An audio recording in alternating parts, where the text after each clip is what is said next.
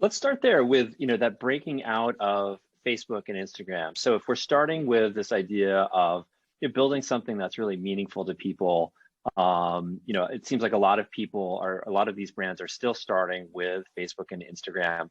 I'm seeing a lot of great, like I find new clothes and shoes and whatever to buy on Instagram all the time. And I love what they're recommending to me. Really, really value it. Right. So I guess, Jack, from your perspective, like, what are you seeing? Are people still starting there? Are the brands you're working with still starting a lot in Facebook and Instagram? And then at what point are they making that breakaway? And then how do they think about when to do it? And where do they go?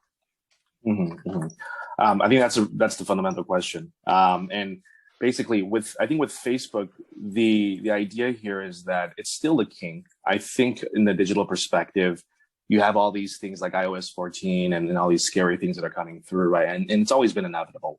But you do have brands that have always been built through Facebook, whether that's a Casper's or a Smile Direct Club, and these are the proofs that when you're able to leverage the data correctly to improve your growth, improve your customer acquisition, and feed that back into the business, you're able to create something that is sustainable in the long term. But it's not absolute, right? And so that's where all these multi-channel strategies need to come into place, right? And that's why they're not just staying there and then going outdoors and trying other channels to make sure there's a continued lift. And so to your question about starting out of Facebook, I think that's still the best place to start out, merely because of the idea that, number one, they have the best data scientists in the world. Like, the data collection is, second to none. And when you're able to tap into that data, it doesn't mean that you're still not able to validate your product. You're still not able to kind of understand how scale fits into that and how the opportunity of scale could fit into that.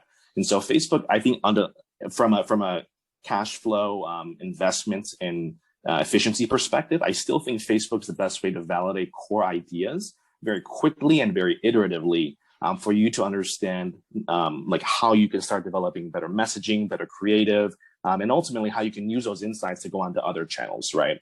So I always say that with this whole iOS 14 thing, it's not that consumer behavior has changed, right? And these are insights that I've gathered from other people as well. It's that Facebook's just cut the blinders, and they've put those on and we just can't see it as clearly. But consumer behavior is still always going to be there. Now, the next question is, how do we start to leverage some of these insights, right? And then move out of there, which is your second part of the question, which is how do we break out of Facebook, right? Yeah. And I think there's so many incredible emerging channels that are coming and things are happening so quickly. And that's why it's always about this idea of, defensibility and making sure you're future-proofing your business by going on these emerging channels.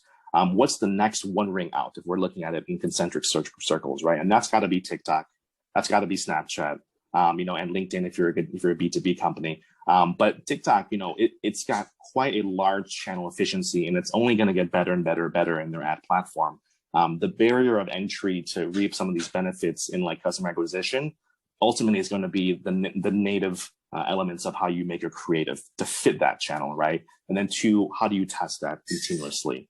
And so one granular way to do that is you look at what's happening on the organic side, right? You look at the signals on the organic side, whether that's you putting things out, whether that's other people. You look at what's discovering these winning ideas, and then you can drop those into paid ad campaigns. And that's a very cost-efficient way for smaller brands to really try that out. For larger brands, let's say they're going outdoors, let's say they want to try out some traditional terrestrial channels, using TikTok, using Facebook, using Snapchat as a way to validate core creative and core messaging across certain segment and groups. Once you have that down, you have much more confidence in dropping a lot more money into a billboard ad or a TV ad, right? Because you validated a lot of those core consumer messaging through iterative testing on these digital channels. And so once you're able to have that insight, you're able to leverage it much more confidently and effectively, I think, across these core channels. So kind of starting out from Facebook still as that core element to test things out, build your brand there. Don't be scared just because of iOS 14. You can be more cautious, but figure out ways to be creative with your assumption models and multiples and develop ways to drive testing to outward rings of emerging channels and eventually to your broader traditional channels, but all coming through that core point of data and user insight. Yeah,